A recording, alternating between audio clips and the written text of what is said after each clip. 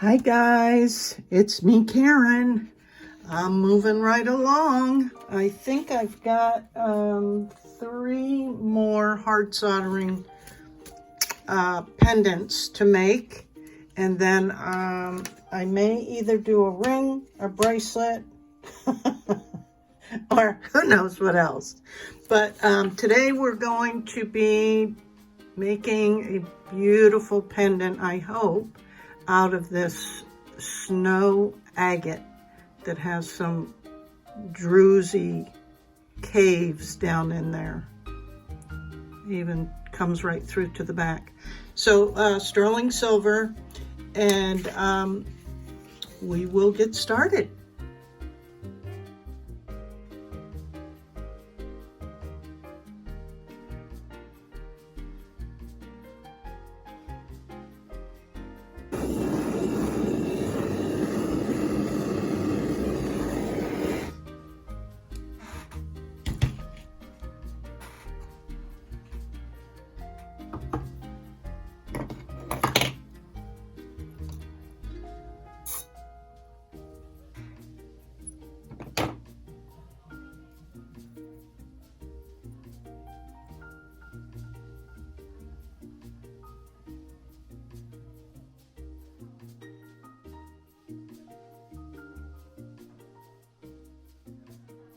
Okay, I just thought I'd point something out to you guys that is always a challenge when you're dealing with stones that have a sharp point, because a lot of times they slope down, right? That this part is thicker than when you come down to here. So that means that the height of the bezel wire changes. If you can see how much more,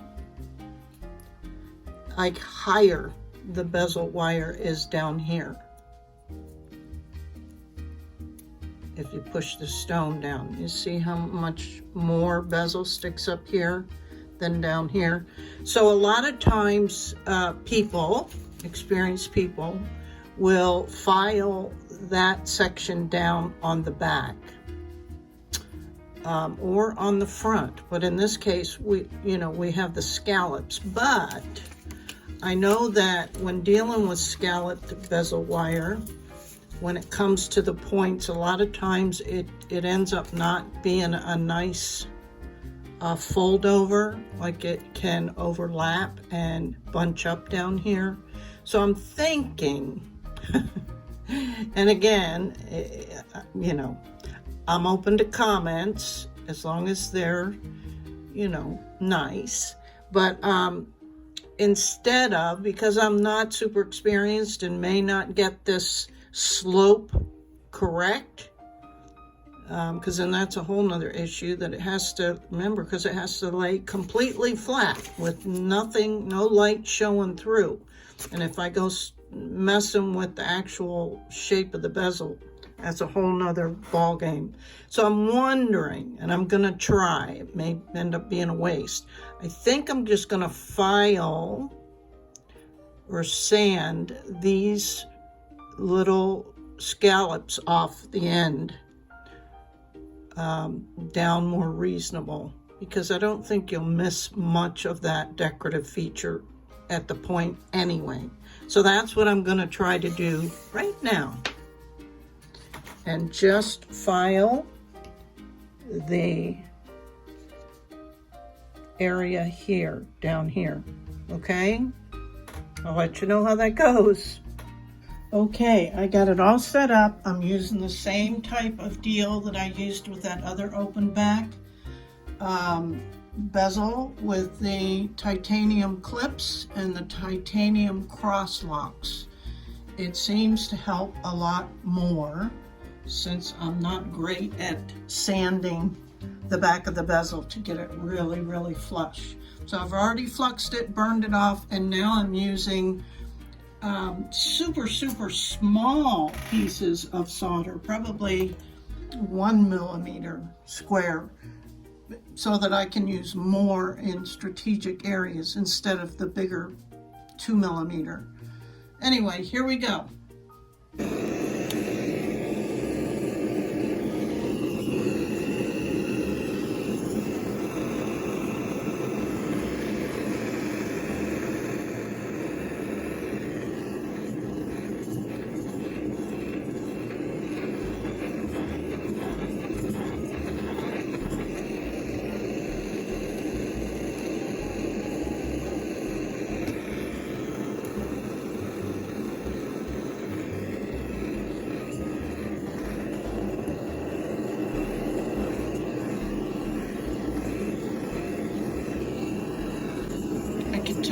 my torch is getting low on fuel by the flame and the sound.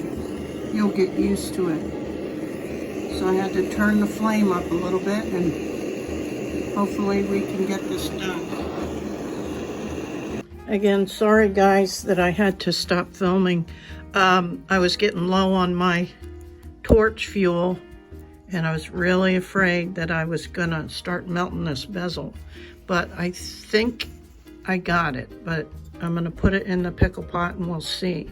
I do see a couple of chips that did not melt, but maybe I can get in there and sand it or it won't make a difference. Okay, I'll be back. So guys, I think I got a good seal finally. Looks good, but my intuition was correct when I felt like I was fixing to melt everything. And I'm going to show you, hopefully you'll see.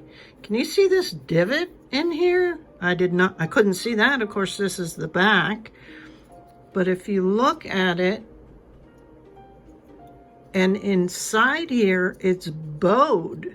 So this whole thing was starting to melt in here. And that, as you can see, I can't even reach really a direct flame in the center, but the heat was so hot.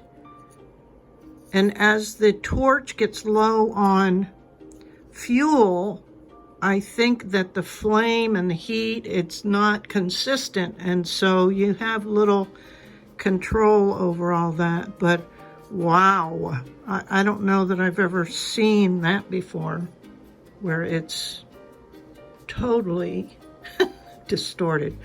Well guys, because I like to keep it real and the struggles that I work with, the stone no longer fits. It's rocking around in there. It's not sitting down in there. And I'm not quite sure I understand why.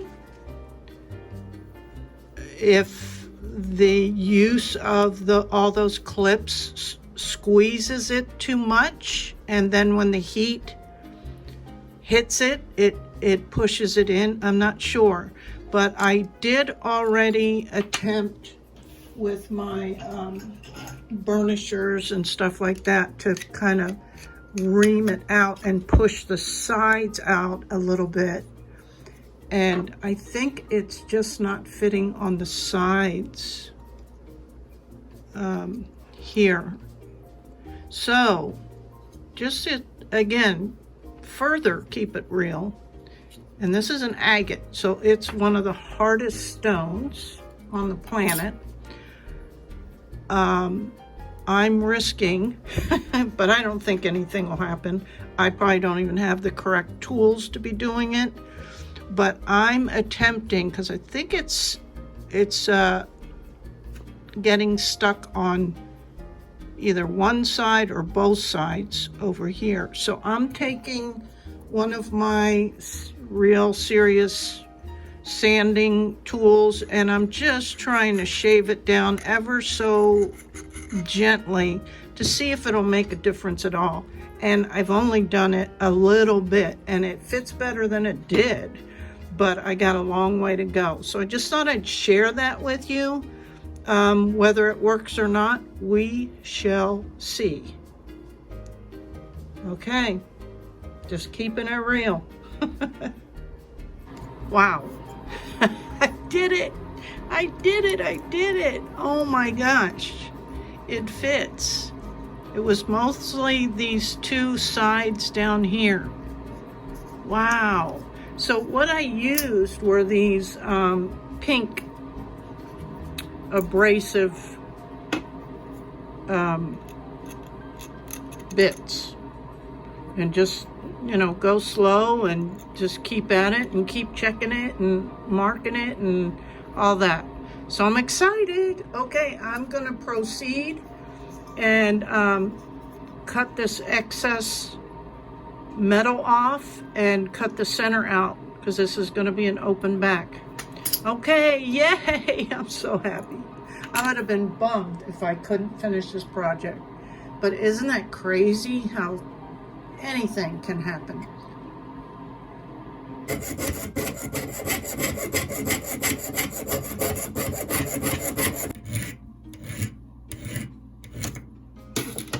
Oh, I forgot to show you. I got really brave and soldered these little embellishments on.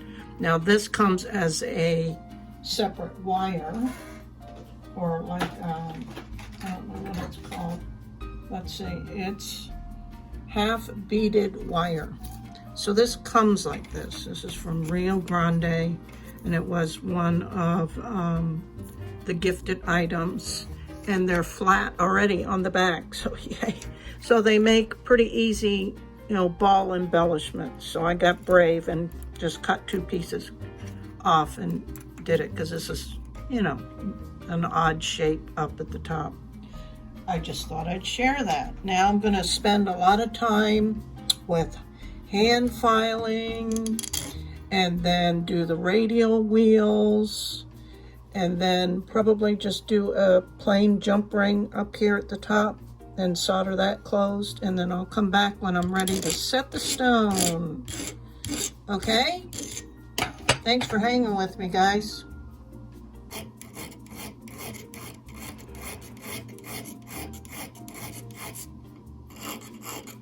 Hey, also, guys, I'm trying this stuff out. I've seen some of the YouTubers using. It's the Self-Adhering elastic bandage. I got this at Walmart. Excuse me. And I guess the benefit of it is that you don't have to take it on and off. And if you make it thick enough, it's almost like its own self-forming finger cot. So far I like it. I didn't put it on very thick. Or bulky, because I wasn't sure, but yeah, you can see I put this one on. So I'll let you know how that goes, but that's just a new little thing I added. Okay, now I'm on to all these radial wheels to give it the next sanding portion of it. I'm going to make my own jump ring out of 16 gauge round sterling silver wire. Again, this was gifted to me, but it's from Rio Grande, and I'll just use that step bail making pliers, and yeah, get it on there and then solder it.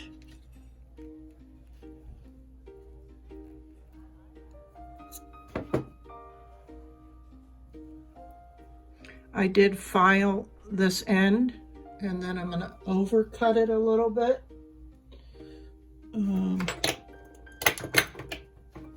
With some flush cutters, and you know about which way to use the flat side. Oops, the flat side. Sorry guys if I was off camera.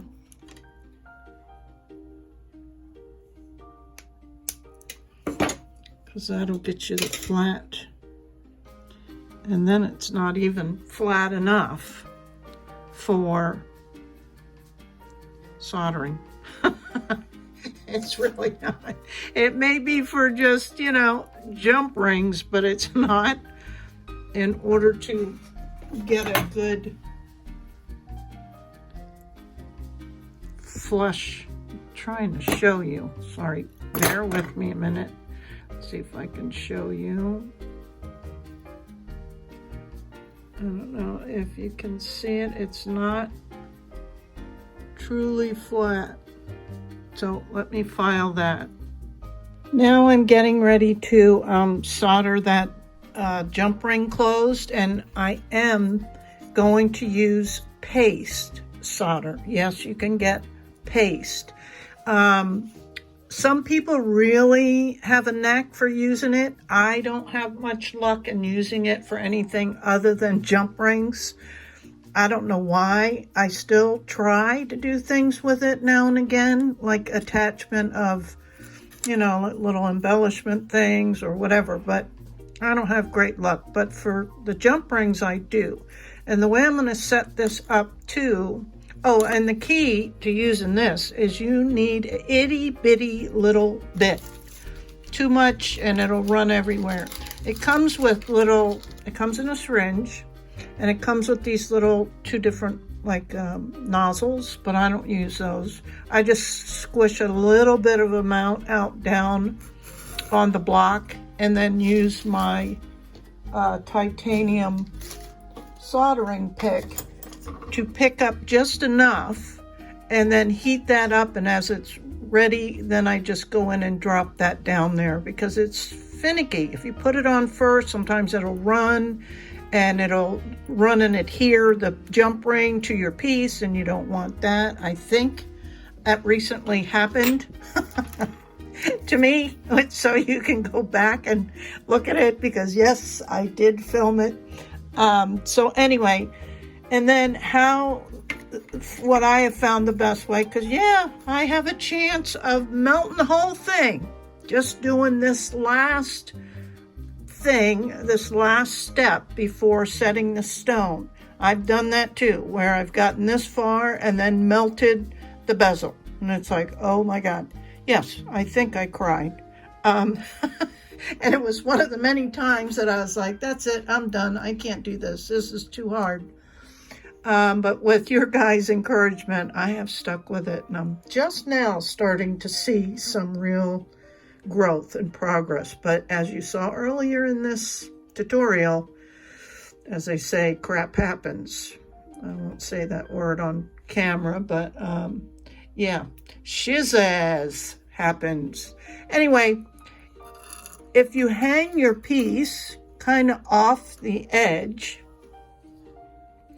to where then the block will kind of protect the whole bezel, and just expose the little gap there, right? And that's how I'm gonna do it.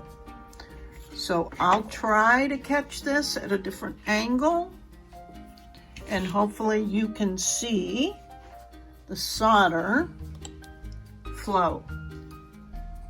So I'm gonna go ahead and, oh, with the paste, you don't need flux because there's flux in it already. I don't know if you care, but let me see if I can show you the little bitty amount that I have over here, literally, and that's probably too much. Half of that would be enough. So you don't need much of this stuff.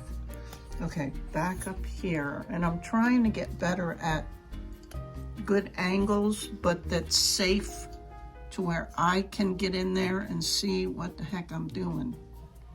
Okay, so let me heat this up, and then I have to hold the torch with my left hand so I can pick up the paste with the paste solder with my pick in my right hand. And that's tricky. We don't need a big flame, and hopefully I can do this.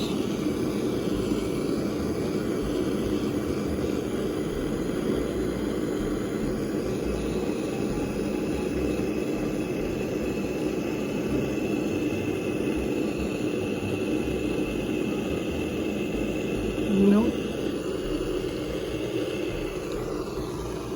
I don't know if you saw that, but the solder all quickly ran down there. Let's see, hopefully it didn't attach.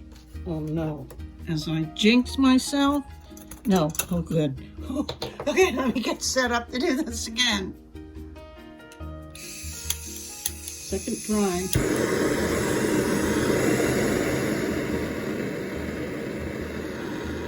I get nervous on camera because I get concerned that I might, accidentally burn myself while I'm trying to film, and I'm not paying attention.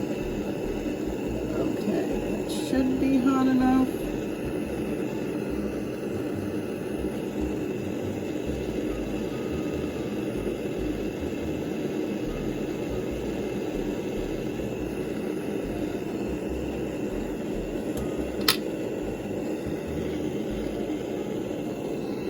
See, it's not flowing yet, and it should be.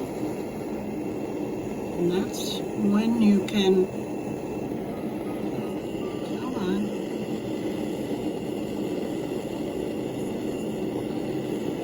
you can burn everything.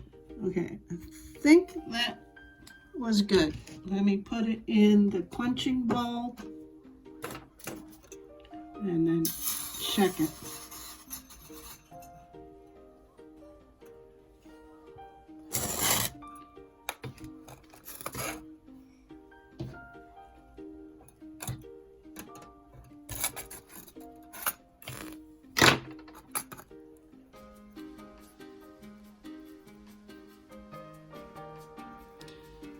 Let's see.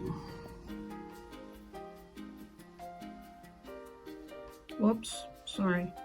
Okay, so I'll have to file that big glob off there, because even though I put just the ittiest bitty bit I could get, it still looks like, you know, a big glob that has to be filed. And I don't know if you can tell that kind of started to bring out the copper. You see that? So all that sanding,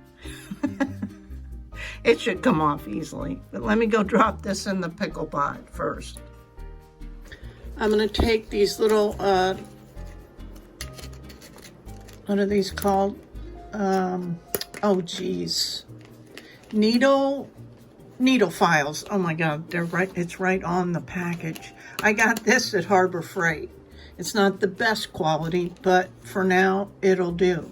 And yeah, I worked with a lot of these earlier. I forget, I think I took a picture of doing the inside of this and whatnot. So I found the round one, and they have like a diamond coating on it. I'm gonna take the round one and get it inside here to thin out that little lump there, okay?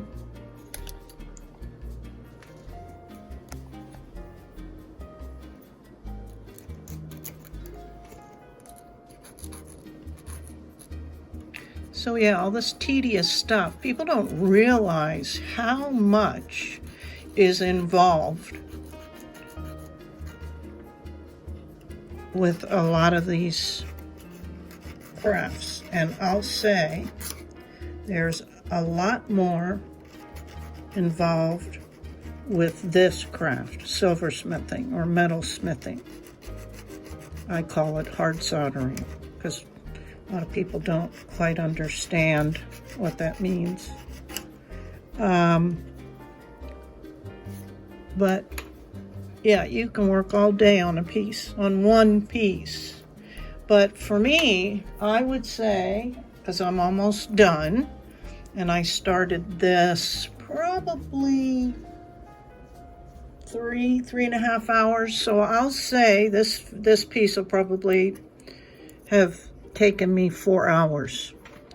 And when you're pricing things, you have to consider that as well, right? Your hourly rate, even though I'm a newbie, and I wouldn't be charging what some very experienced people would charge.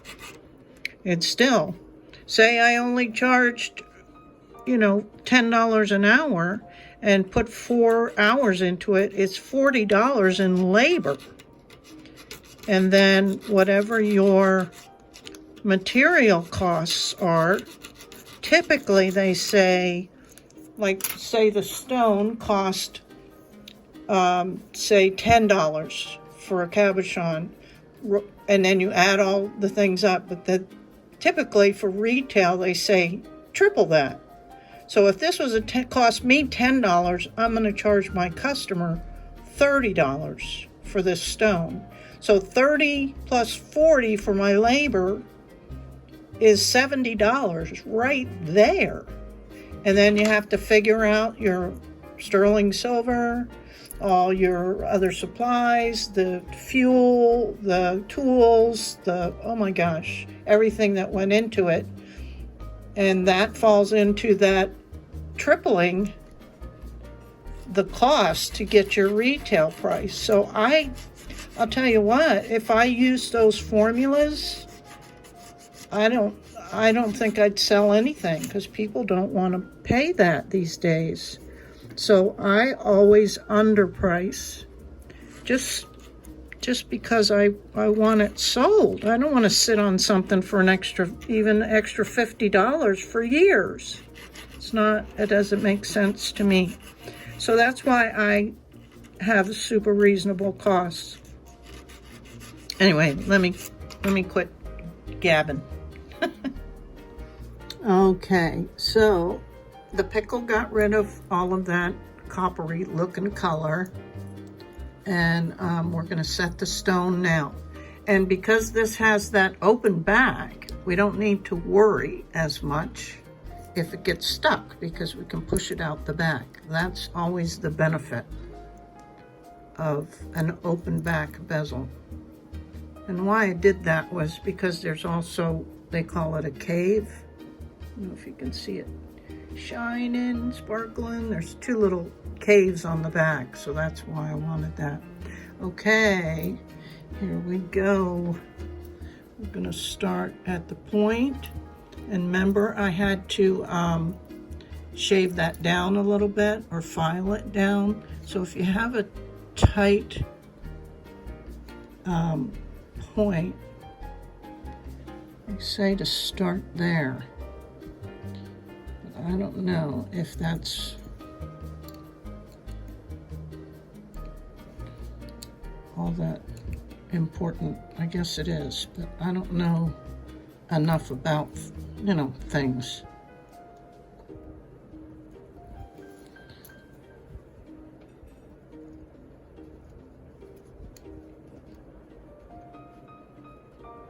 Okay, I'll be back. Here it is, guys. Ooh, this was a labor of love, I'll tell you that.